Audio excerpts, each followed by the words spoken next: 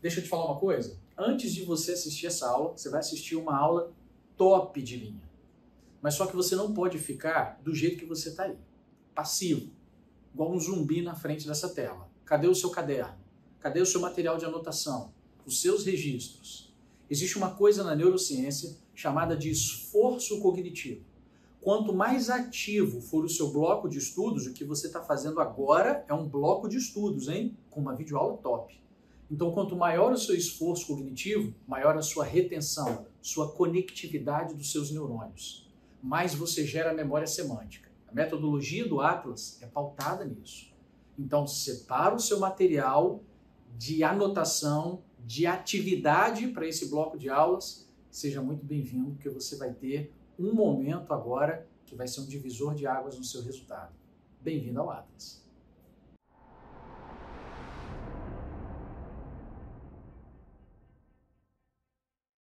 E aí, querida, e aí, querido, tudo bem?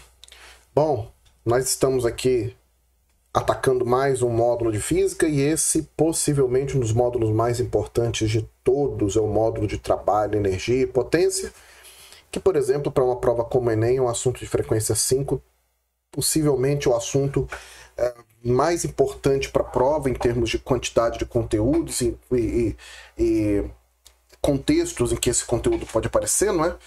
E historicamente também deve estar entre os dois conteúdos mais exigidos que mais apareceram na história do Enem. Então, a importância dele é capital para a gente conseguir ter um bom resultado no Enem. Eu estou falando do Enem, mas também nas provas nas provas tradicionais de faculdade de medicina por aí, nas provas de São Paulo, Unicamp, Unesp, FUVEST, óbvio, o UERJ, tudo mais. Trabalho, energia e potência, sem dúvida alguma, é um conteúdo absolutamente essencial, sem o qual você não pode pensar em fazer uma boa prova, tá? E é um conteúdo que não é tão difícil, é um conteúdo gostoso de aprender de certo modo, né?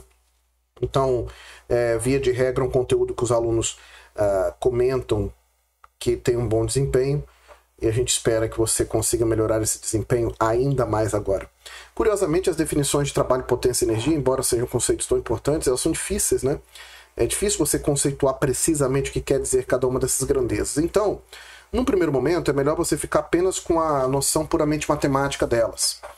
E o importante é você perceber que quando há uma variação na energia, isso nos indica uma mudança em alguma configuração do sistema.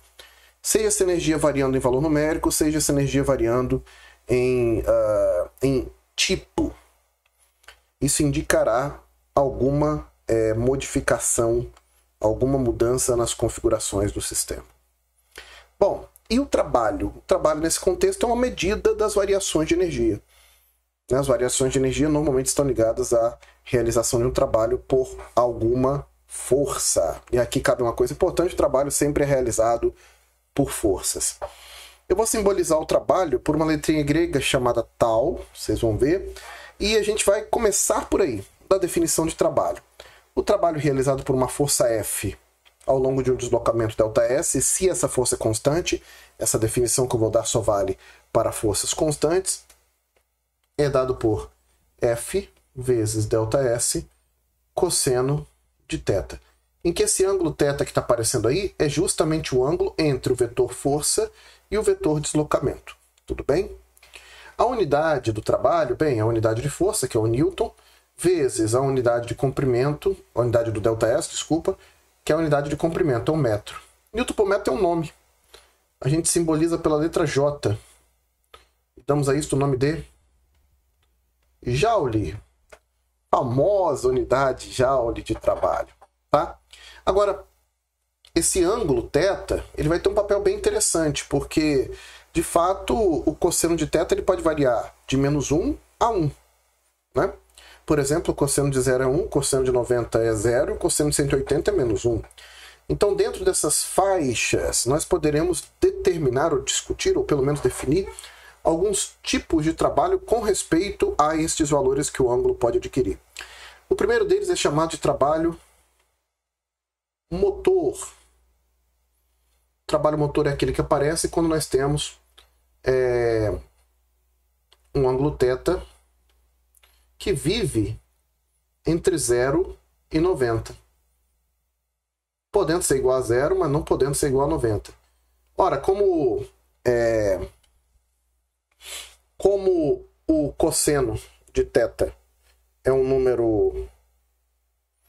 Como o cosseno de qualquer número entre 0 e 90 é um número positivo, a consequência disto para um f e um ΔS positivos, né, é que o trabalho realizado pela força também é positivo.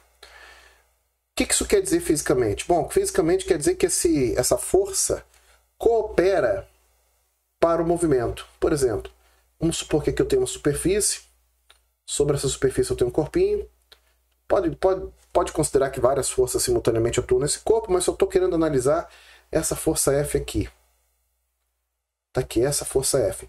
E digamos que esse corpo ele se desloca ao longo dessa linha. Vamos colocar uma bonitinha, né? Que ele se desloca desse ponto aqui até esse ponto. Aqui está o deslocamento ΔS dele. Tracei aqui uma reta de referência. Esse aqui é o ângulo θ. Repare que esse ângulo θ é o mesmo ângulo entre F e ΔS, né? Nesse caso, dá para ver que a força contribui para o movimento do corpo. Então, esse trabalho é motor. Beleza? O segundo tipo, quanto ao ângulo, acontece quando nós temos o ângulo exatamente igual a 0. Aí nós temos o chamado trabalho nulo, que não é um trabalho, né? Não tem trabalho. Então, o trabalho nulo acontece quando você tem um ângulo θ que é exatamente igual a 90, em virtude do fato de que o cosseno de 90 é 0. Nesse caso aqui, portanto, o trabalho realizado pela força é nulo. Então, para a gente ter uma ideia de como isso aqui funciona, de novo uma superfície aqui, um corpinho colocado em cima dessa superfície, tá aqui. Nesse caso, eu vou colocar uma força perpendicular à superfície, F. O deslocamento está aqui, ΔS. E dá para ver, né, que essa força F forma com o deslocamento um certo ângulo de 90 graus. Nesse caso, portanto, pessoal, a força não contribui nem para ajudar o movimento, nem para poder cessar o movimento. Ela é indiferente diante do movimento. E, finalmente, o terceiro caso é o trabalho resistente, que ocorre quando o ângulo está entre 90 e 180, podendo ser igual a 90, podendo ser igual a 180, mas não podendo ser igual a 90. Afinal de contas, se ele for 90, o trabalho dá zero. E nesse caso aqui, como o cosseno de qualquer número que está entre 90 e 180 é negativo, o trabalho realizado pela força, nesse caso, dá um número negativo. Beleza? Então, de novo, analisando como que isso seria, poderia ser para o mesmo corpinho. Vamos tomar aqui o mesmo deslocamento, inclusive, né? ΔS. Pegar aqui novamente uma retinha de referência. E digamos que a força atue assim, ó. F. Dá para ver que nesse caso o ângulo ele é maior que 180, maior que 90, né? E obviamente essa força contribui para atrapalhar o movimento. No caso extremo, quando ela vale 180, ela atrapalha no seu limite máximo o movimento, né? Se a gente pode dizer assim. Então essa é a primeira classificação do trabalho. Isso é muito porqueira, né? Não serve para muita coisa, mas só para você ter uma ideia de como nós podemos exercer alguma classificação para o trabalho. Muito bem. Mas passando para diante, na primeira fórmula que a gente viu, trabalho realizado pela força é igual a força vezes deslocamento cosseno do ângulo. Muito bem. Se você olhar do jeito que eu escrevi a definição, dá para ver que isso aqui só vale se o F for constante. Mas a natureza não é tão bonitinha assim, né? De fato, quando você tem uma força que não é constante, o trabalho teria que ser calculado seguindo essa fórmula aqui, ó. Só que no ensino médio a gente não aprende integral. Então, não dá para a gente usar aquela fórmula que usa as definições de de cálculo integral. Mas tem uma forma de a gente calcular o trabalho realizado por uma força variável, mesmo sem ter que recorrer a uma integral, que é através do gráfico. Então vamos verificar como é que fica o gráfico da força pela distância, pelo deslocamento. Vou colocar D aqui, tá? Força constante, o deslocamento é a força praticamente conhecida, né? Então, olha só. Vamos colocar aqui no eixo Y, portanto, a força. No eixo X, a distância. E aí vamos colocar uma função que tenha mais ou menos este comportamento, tá? Vou colocar uma coisa mais bonitinha. Esse comportamento aqui. Muito bem. Bom, definiu-se assim uma certa área abaixo dessa função, né? Guarde isso que eu vou falar, meu querido, minha querida. A área sob a curva, sob a função, corresponde ao trabalho realizado pela força. E mesmo que essa força seja variável, você vai poder falar, pô, professor, mas eu não sei calcular o trabalho realizado por uma coisa, eu não sei calcular uma área quando tem uma curva aqui em cima, eu não sei calcular essa área aqui. Pois é, essa área que você só consegue calcular se você tiver a cara da função e de novo usar uma integral. Porém, no ensino médio, se isso cair, eles vão dar com forças que formem um gráfico do tipo retângulo, trapézio, quadrado, triângulo, semicircunferência, algo cuja área você saiba calcular. Tudo bem? Então, isso vale sempre para qualquer gráfico de força por distância. A área corresponde ao deslocamento, a área corresponde ao trabalho. Vou ver aqui.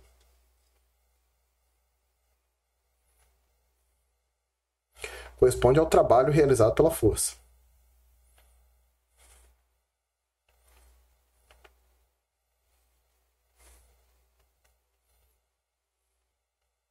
E, queridos, queridas, observa. O trabalho sempre é realizado por uma força. Cada força realiza o seu próprio trabalho. Beleza? Por exemplo, se você tem uma força... Se você tem uma força, sei lá, uma força peso e uma força normal, ambas atuando no mesmo sistema, você terá o trabalho do peso e terá o trabalho da normal. Cada força realiza um trabalho diferente, tá? Agora, existe, evidentemente, uma força cujo trabalho realizado é mais importante para nós, que é a força resultante. Então, vamos ver o trabalho realizado pela resultante. Pela força resultante. Vamos ver o que este bicho tem de tão especial. Bom, primeiro que ela é a força resultante, né? Ela é a soma vetorial de todas as forças. Então, vamos considerar primeiro, considere um corpo sob a ação de N forças.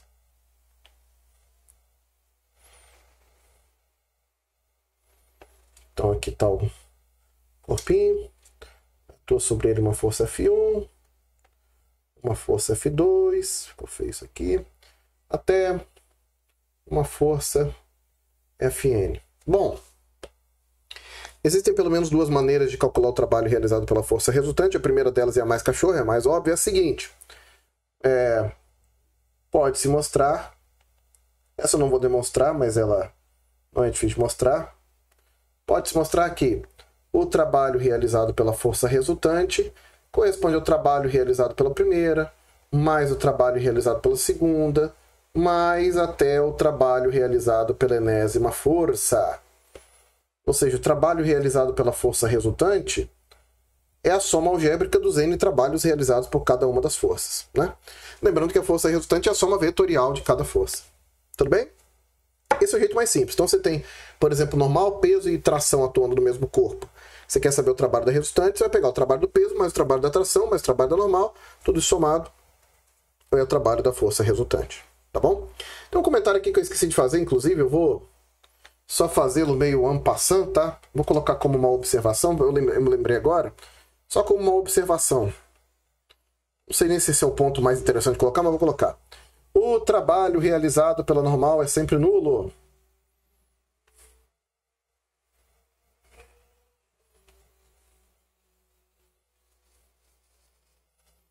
Ué, professor, por quê? Meu filho, minha filha. Para ter normal tem que ter contato com a superfície, né?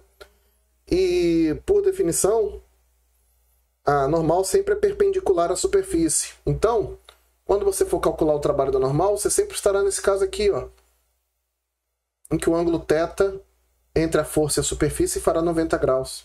Então, o trabalho da normal sempre é zero, ou a normal vale zero, e também o trabalho realizado por ela, obviamente, é zero. Tá? Isso aqui foi só uma coisa que eu lembrei, que eu podia ter colocado antes e eu esqueci. Então, enfim, essa é uma das maneiras de calcular o trabalho da resultante, é só somar o trabalho realizado por cada uma das forças, tá? Mas tem um jeito mais bonito, um jeito mais interessante. Olha só. E mais útil também. Portanto, nós sabemos... Vamos tomar uma coisa particular aqui, tá? Por simplicidade e apenas por simplicidade, nós vamos considerar o θ igual a zero. Eu já vou avisando para você. O que eu vou obter disso aqui não tira a generalidade do resultado, tá? O resultado vai valer mesmo para θs diferentes de zero. Mas eu vou fazer para θ igual a zero, porque com as ferramentas de cálculo que nós dispomos aqui, fica mais fácil de fazer e você entender. Tudo bem? Então, só para simplificar, vamos fazer θ igual a zero, mas repito, esse resultado vai valer para qualquer ângulo. Então, por simplicidade, considerar θ igual a zero. Neste caso, a gente vai ter que o trabalho realizado pela força vai ser força vezes deslocamento, né? Vezes o cosseno de zero é igual a 1. Isso aqui, ó, dá 1, portanto, isso aqui vai ser simplesmente F vezes ΔS, beleza? Mas eu quero fazer o F resultante. Eu quero calcular o trabalho da resultante de novo. Então, o trabalho realizado pela resultante é força vezes distância. Eu estou considerando θ igual a zero, então fica só força vezes distância mesmo. Muito bem, mas a força resultante é igual a massa vezes aceleração. Logo, a gente pode escrever que o trabalho realizado pela força resultante é massa vezes aceleração vezes ΔS. Tudo bem? Olha a mágica agora. Porém, pela equação de Torricelli, nós sabemos que V ao quadrado igual a V0 ao quadrado mais 2A ΔS. Faz o seguinte, isola esse A ΔS aí.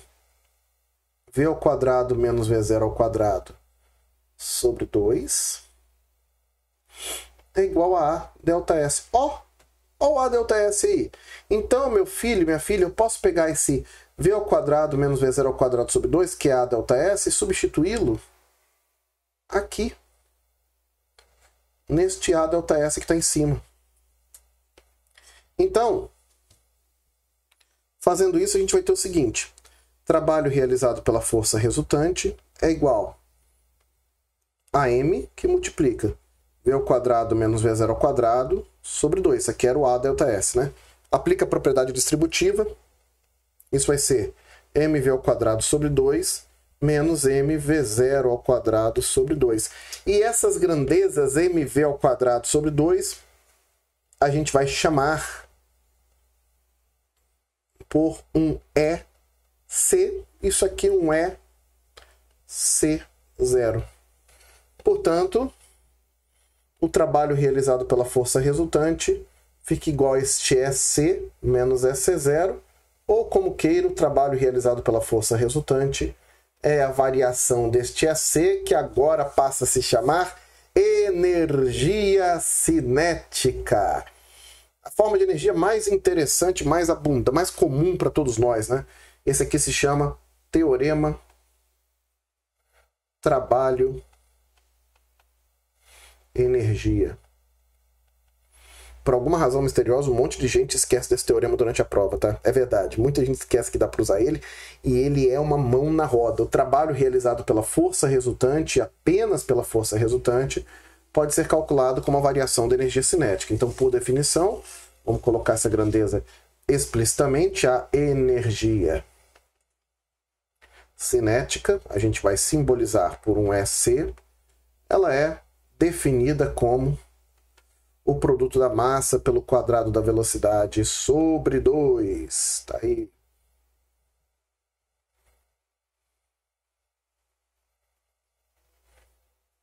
Tá aí, galera, essa energia cinética, né?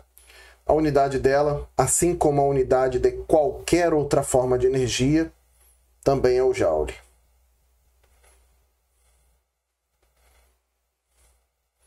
Então repare que tanto o trabalho quanto a energia possuem a mesma unidade, é sempre o joule. Se tem velocidade, tem energia cinética. Todo sistema que tem velocidade possui energia cinética. Beleza? Portanto, para vocês terem uma ideia de como essa energia é abundante nos cálculos que a gente sempre fará frequentemente. Tranquilo? Muito bem. Vamos explorar agora o trabalho realizado por algumas outras forças. Eu vou calcular aqui o trabalho realizado pelo peso. Vou colocar na camada de trás para ficar com mais espaço. Então vejamos. Trabalho realizado pelo peso.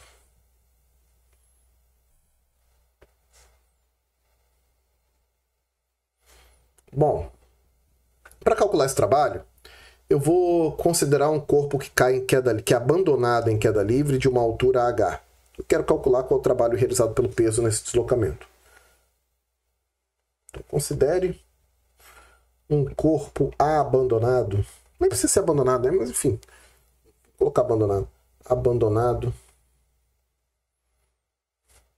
em queda livre de uma altura h.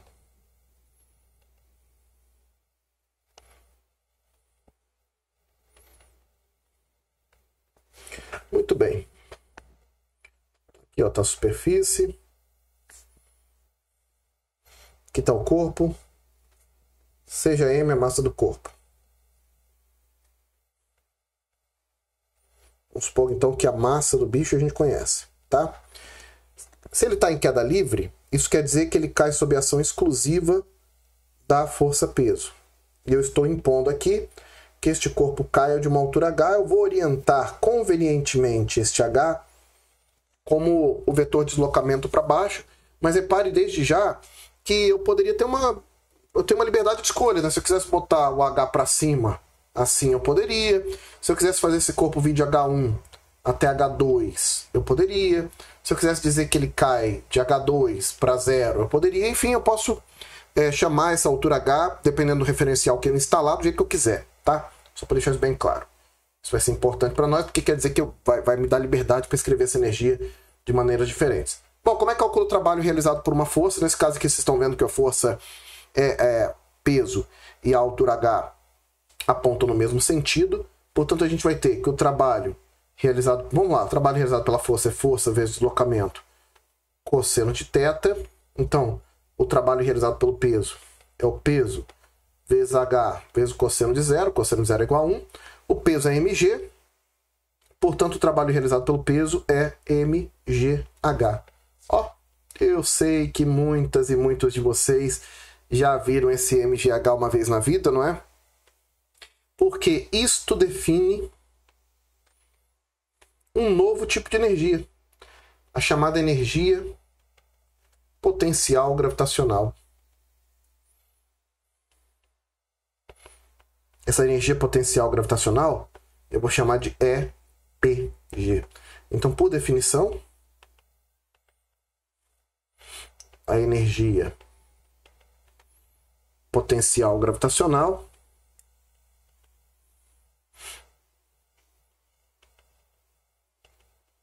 que eu estou aqui chamando de EPG, ela vai ser definida como sendo mgh. E ela também é o trabalho realizado pela força-peso. Tá aí. Assim como a energia cinética, a unidade dela também é o joule, a unidade de qualquer energia é o joule. Então, e note que o trabalho realizado pelo peso é o mgh, então ele é a própria energia potencial gravitacional. Como há essa liberdade em escolher a altura do jeito que eu quiser, podemos escrever também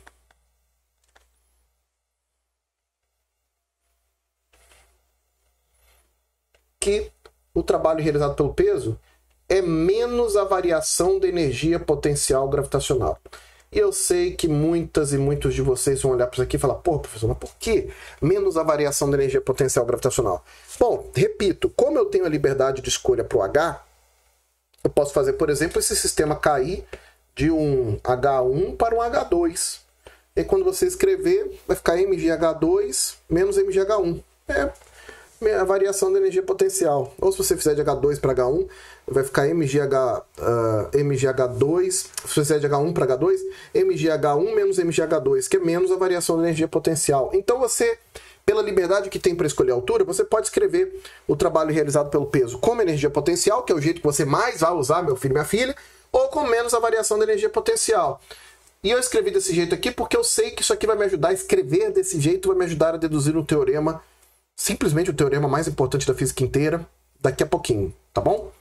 Bom, tá aí o trabalho do peso, não estou fazendo nada, vamos calcular também o trabalho realizado pela força elástica.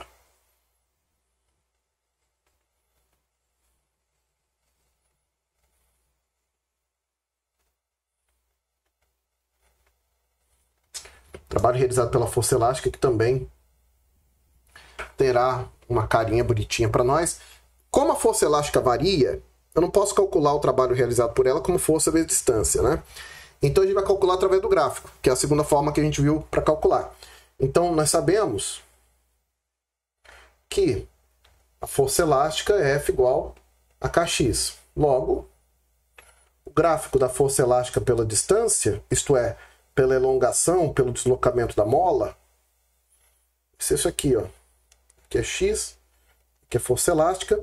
Dá para ver F igual a Kx é o gráfico, uma reta, então tá aqui. Uma reta passando pela origem, tudo bem? Vamos colocar uns nomezinhos aqui, ó. Isso aqui vai ser uma elongação particular x, e esse valor da força é justamente o Kx. Tranquilo? Como a gente já viu no gráfico de força por distância, a área corresponde ao trabalho realizado pela força, então essa área aqui me dará exatamente o trabalho realizado pela força elástica, tá? É por aí que eu vou calcular. Isso aqui é um triângulo. Esse segmento laranja é a altura. Este outro segmentozinho laranja é a base. Portanto, o trabalho realizado pela força elástica é igual à área desse triângulo, que é base vezes altura sobre 2. Ou seja, o trabalho realizado pela força elástica será a base vale x, a altura kx, tudo isso dividido por 2, ou seja, o trabalho realizado pela força elástica é kx ao quadrado sobre 2. Ó. E eu sei que muitas e muitos de vocês também conhecem esse resultado, kx ao quadrado sobre 2. Isto define a nossa gloriosa energia potencial elástica.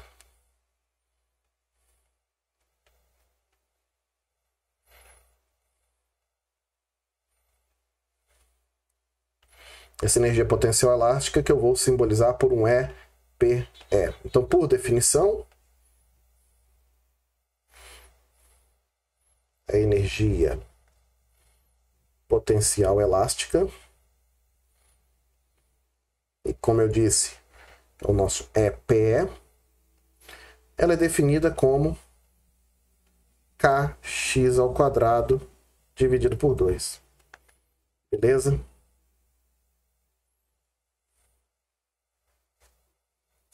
Nota que o x também é uma distância, eu tenho liberdade para escolher se eu quero x1 menos x2, x2 menos x1, enfim, mas pode, verifique, observe que, assim como acontecia com o trabalho do peso, o trabalho realizado pela força elástica é a própria energia potencial elástica, e pode se mostrar, não é tão fácil assim quanto é para o peso, mas pode se mostrar que o trabalho realizado pela força elástica também pode ser escrito como menos a variação da energia potencial elástica. Então a mesma coisa que acontecia com o peso acontece com a força elástica. E pode-se mostrar que a mesma coisa acontece também para a força elétrica, tá? Então eu não vou demonstrar aqui, mas pode-se mostrar que para a força elétrica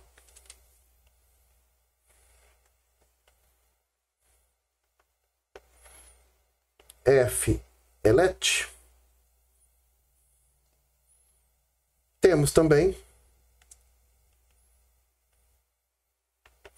que o trabalho realizado pela força elétrica também é igual a menos a variação da energia potencial elétrica.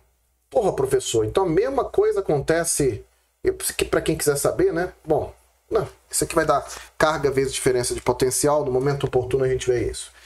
Mas você poderia questionar a partir de agora o seguinte: porra, professor, então toda força está associada a uma energia potencial? Não.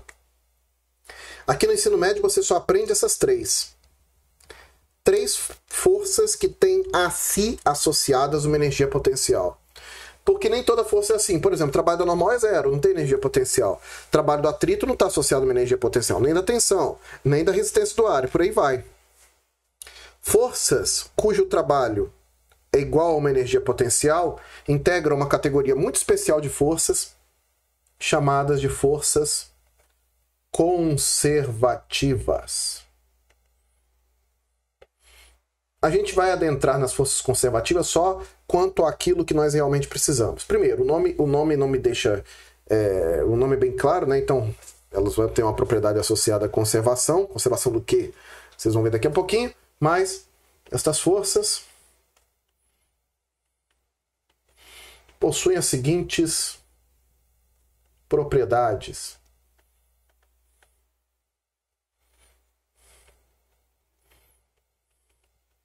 A primeira está explícita pelo nome, né?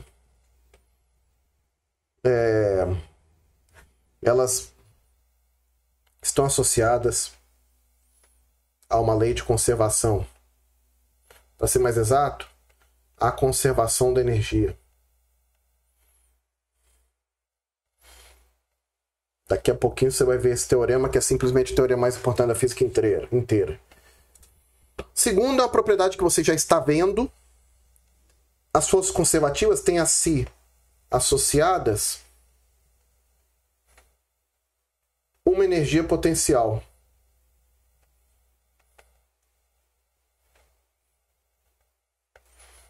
E a terceira propriedade, que é as forças o trabalho realizado por uma força conservativa não depende da trajetória. Essa eu vou fazer um exemplo para eu te mostrar. Trabalho realizado por uma força conservativa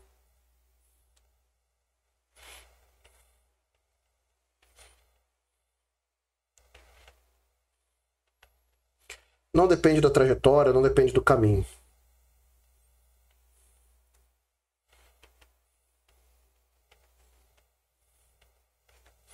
Vamos ver um exemplo desse último? Ó, o que eu quero dizer com isso? Um exemplo. O exemplo é besta, eu vou colocar uma escadinha e vou empurrar uma bolinha de cima da escada por dois caminhos diferentes. Eu quero que determine se o trabalho realizado pela força peso nos dois casos seguintes, pelos dois caminhos seguintes. Então determine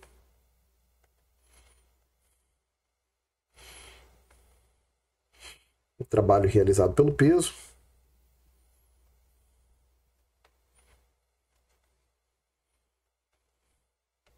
pelos dois caminhos seguintes.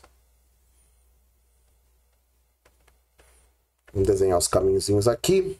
Então, suponha que você tem uma escadinha. Vou lá. Aí, do alto dessa escada, você bota uma bolinha. Você quer que essa bolinha saia daqui e chegue aqui, ó. Tudo bem? Aqui é o começo, aqui é o começo e aqui é o final.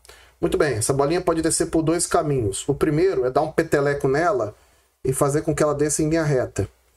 Este é o caminho 1. O segundo corresponde a dar um peteleco mais fraquinho e fazê-la descer pelo caminho 2. E aí ela chega embaixo. Vamos supor que essa escada possui uma altura H, tudo bem?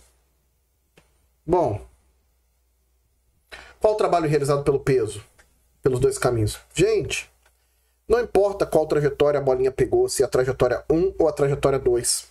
O trabalho realizado pelo peso, então, independente do caminho,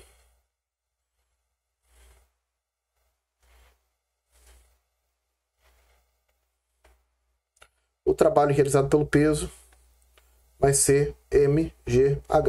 Pouco importa se desce pelo caminho 1 ou pelo caminho 2, ele só depende da altura. É nesse sentido que o trabalho realizado por uma força conservativa não depende da trajetória, não depende do caminho. Tranquilo? Uma definição importantíssima nessa altura, que vai nos ajudar daqui a pouquinho, é a definição, talvez, do tipo de energia mais importante que existe.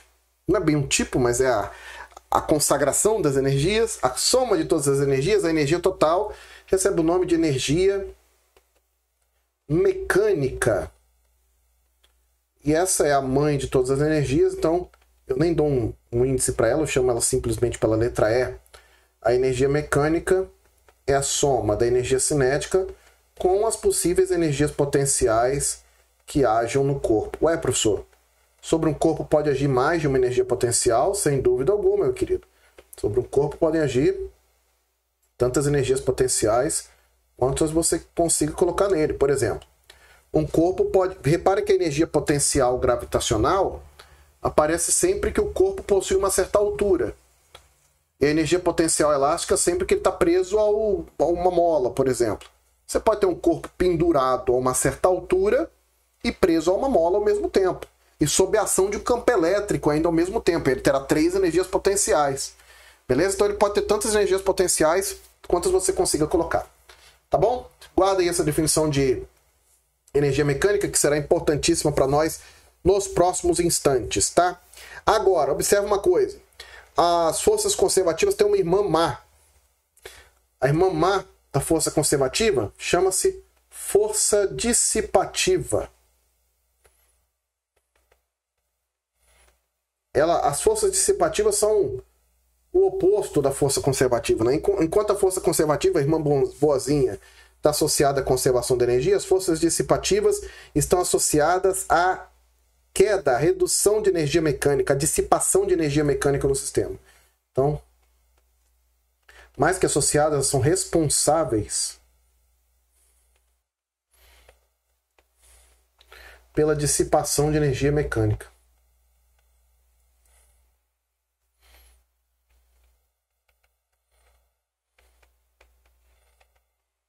Os dois exemplos mais típicos são, obviamente, o atrito, a resistência do ar,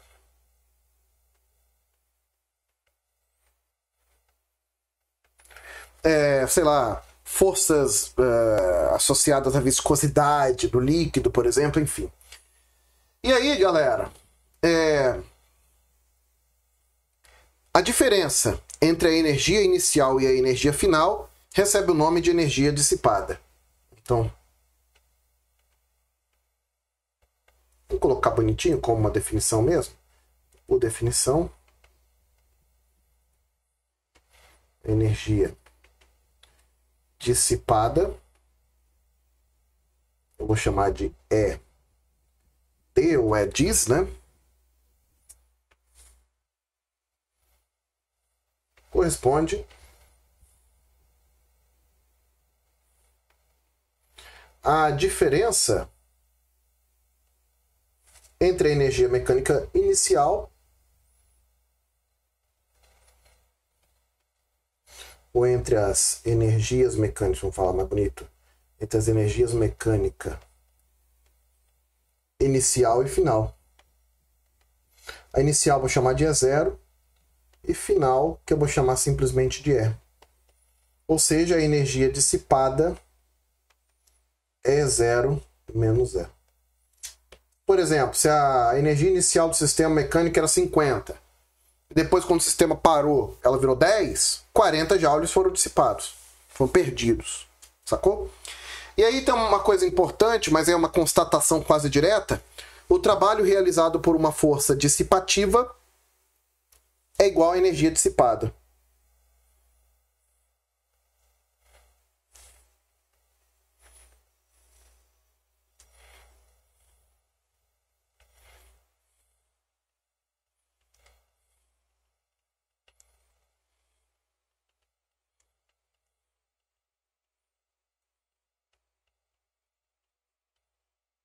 O que isso quer dizer, professor? Ué, meu filho, quer dizer o seguinte.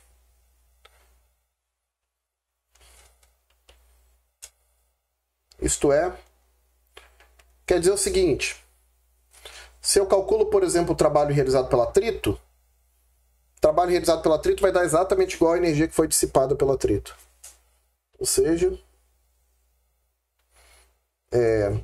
o trabalho realizado por uma força dissipativa é igual à energia dissipada. Frequentemente esse resultado dá negativo para poder deixar claro que se trata de uma energia que está saindo do sistema.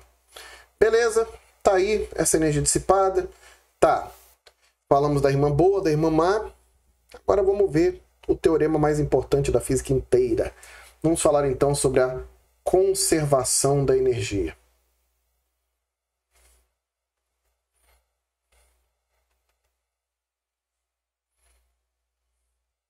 Olha só, nós obtivemos até aqui 2 grandes resultados.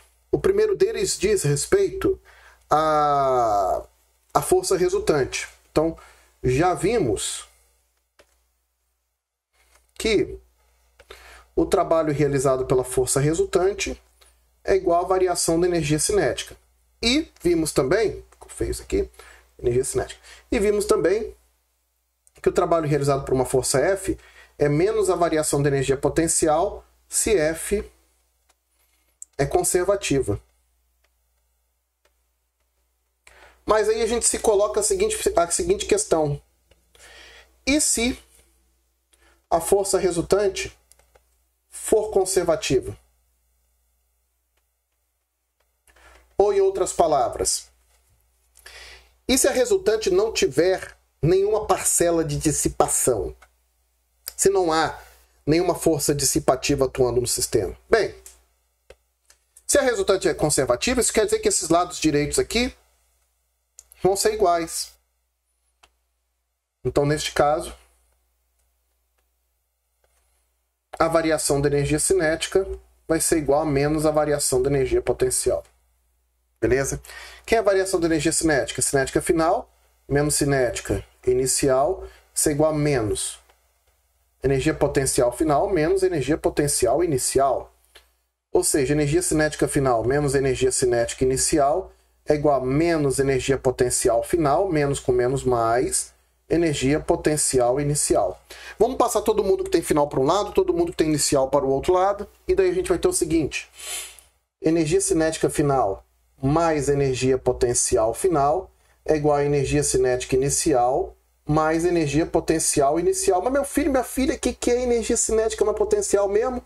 É a energia mecânica. Ali à esquerda, energia mecânica final e à direita, energia mecânica inicial. Portanto, nós acabamos de dizer que a energia mecânica final é igual à energia mecânica inicial. Se você passar todo mundo para o mesmo lado, E menos E0 igual a 0, ou seja, delta E igual a 0. Pronto.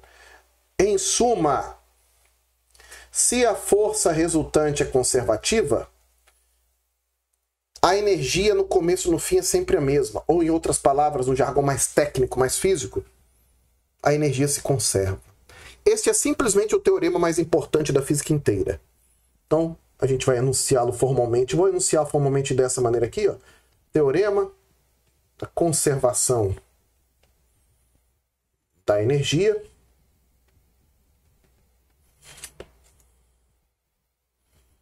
E este teorema nos diz o seguinte, vou enunciá-lo dessa maneira aqui, ó. Na ausência de forças dissipativas,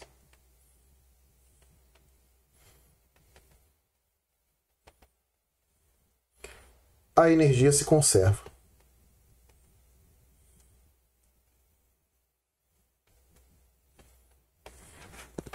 O que significa se conserva? Se mantém constante. isto é, E menos E0, ou E igual a zero, ou delta E igual a zero. Tanto faz, né? Tá aí, querida. Tá aí, querido. Este é o teorema lendário da conservação da energia. Tá? Vamos dar um exemplo para você entender o poder desse teorema? Vamos fazer um exemplo. Esse que merece. Então, ó. Exemplo. O exemplo é o seguinte. Considera um corpo abandonado em queda livre. Quero saber qual a velocidade final de um corpo abandonado em queda livre de uma altura h.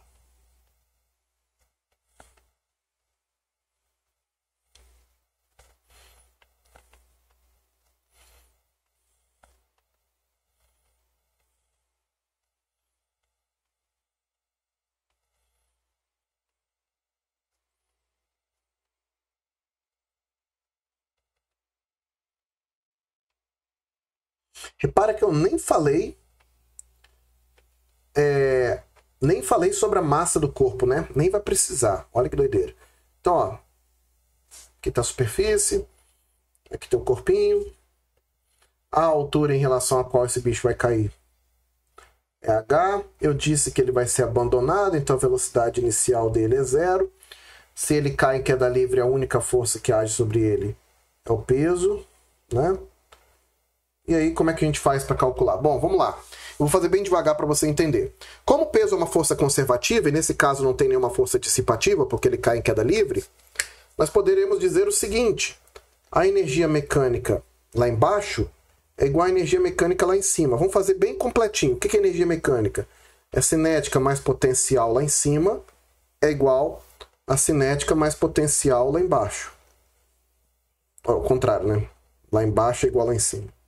Muito bem. Aí você analisa o seguinte. Quando a velocidade do corpo é zero, ele não tem cinética, né? E aqui no começo, ele vai partir com velocidade inicial igual a zero. Então a energia cinética inicial desse bicho é zero. Beleza? Por outro lado, quando não tem altura, a energia potencial gravitacional é zero. Então quando você olha para cá, ó, quando o corpo vai terminar o movimento, no final, a altura é zero.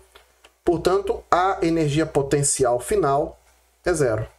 Beleza? Sabendo disso, então, cinética final, mv² sobre 2, potencial gravitacional inicial vai ser mgh. A gente pode eliminar os m's, joga o 2 para cima e tira a raiz, a gente vai ter então que v é igual a raiz de 2gh. Tá aí. Ou seja, dá para tirar... fazer esse cálculo em 3 linhas, né? É muito simples. Você poderia fazer também pela equação de Torricelli, também não é um cálculo difícil por lá, mas é só para você ver que nós temos todo um repertório novo que nós podemos utilizar para poder matar esse tipo de problema. Tudo bem? Muito bem. Para terminar, então, nossa exposição sobre potência, sobre trabalho e energia, falta falar da potência e rendimento. Então vamos falar disso aqui agora. Olha só. Muitas vezes, mais importante do que saber a quantidade de energia que o corpo tem, é importante nós podermos saber o quão rápida pode ser essa transferência de energia. Por exemplo, imagina que tem um carro que produz, vou chutar um número aqui, 1 milhão de joules de energia. Só que ele demora, sei lá, para ele poder mandar um carro, tá? Para ele poder mandar para roda 50 joules de energia, que é uma mixaria, ele gasta 1 hora. Porra, são carro porqueira, né? Porque a taxa de transferência da energia de transformação da energia está muito ruim.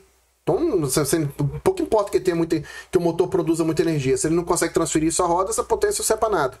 Essa quantidade de energia não serve para nada. Por isso nós definimos uma grandeza chamada potência. Que frequentemente eu chamo por pote.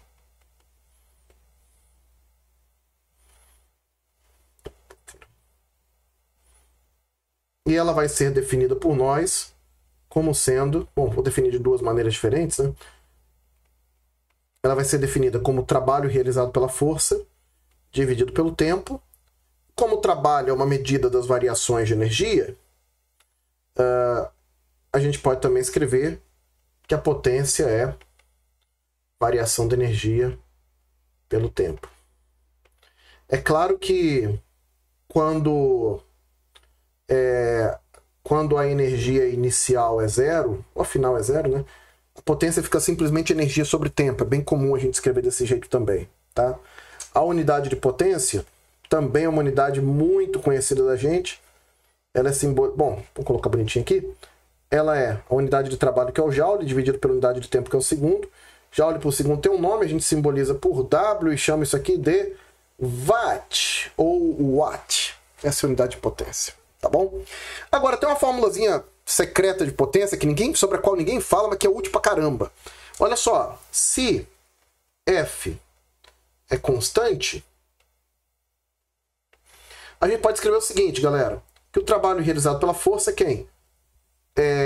Bom, vamos colocar mais bonitinho. Se o F é constante, então o trabalho realizado pela força é força vezes deslocamento cosseno de θ. Logo, olha a mágica. A potência vai ser quem? Se a força é constante, isso aqui vai entrar força vezes ΔS cosseno de θ. A potência está dividida aqui pelo tempo, né? Mas vamos lá, primeira formulazinha que você deve ter aprendido esse ano. O que é trabalho sobre tempo, meu filho? É velocidade. Portanto, nós podemos escrever, vou colocar embaixo, que a potência é força vezes velocidade vezes cosseno de θ. Essa fórmula é super útil, tá? É um atalho para você calcular a potência. Geralmente se faz isso para θ igual a zero, tá? Então vamos deixá-la mais na roupagem ainda mais frequente. Em particular,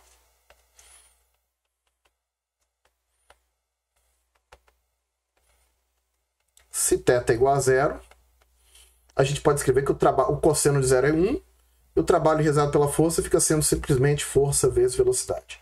Você não faz ideia do quanto essa fórmula é útil, tá, minha filha e meu filho? É muito útil. Ela é um belo atalho, pra você não passar por ângulo. Pô, ângulo tudo bem, né? Mas você não passar pelo deslocamento, não passar por tempo, não passar por nada. Simplesmente força vezes velocidade, tchau, já sai bonitinha a resposta, tá? Outra coisa que é importante. Vamos voltar aqui ao exemplo do carro. Suponha que você tem um carro que, sei lá, produza 400 cavalos. Cavalo é uma unidade de potência. Ele produz 400 cavalos de potência. Porém, desses 400 que ele produz, você só consegue aproveitar 50. O resto foi dissipado. Isso é bom? Não, isso é uma merda, né? Então, nesse contexto, vale a pena a gente falar sobre as potências ou tipos diferentes de potência. Então, podemos estabelecer uma, digamos, classificação para as potências.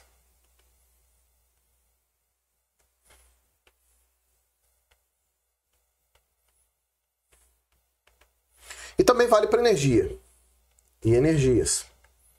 Nesse contexto de aproveitamento. Então a primeira que vai estar aqui, ó, eu vou chamar de PU, é a potência útil. É a potência que de fato você vai utilizar, tá? E associada a ela, você terá a energia útil, chamar de EU.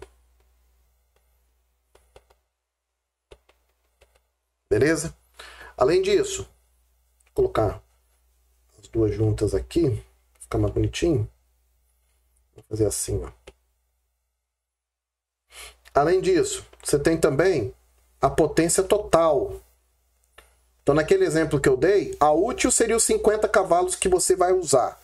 E a total são os 400 que ele era capaz de gerar. Também você tem a energia total. Afinal de contas, potência é energia sobre tempo, né? Finalmente, nós temos PD, que é a potência perdida ou potência dissipada. E de maneira análoga, nós temos ED, que a gente já conhece, é a energia dissipada. Pronto. Uma vez classificadas a potência e a energia desse jeito, a gente consegue definir uma grandeza que é bastante importante para nós, que é o rendimento. Rendimento que eu vou simbolizar pela letra grega eta. Beleza? O rendimento, minha filha e meu filho, é definido como a potência útil sobre a potência total. Ou, se você quiser, né? O rendimento também é definido como energia útil sobre energia total. Tá aí. Esse é o rendimento. Quer dizer, se você tem um troço que gera muita energia, mas que aproveita pouco, o rendimento dessa máquina é uma porcaria. Entendeu? E aí observa só. Observe que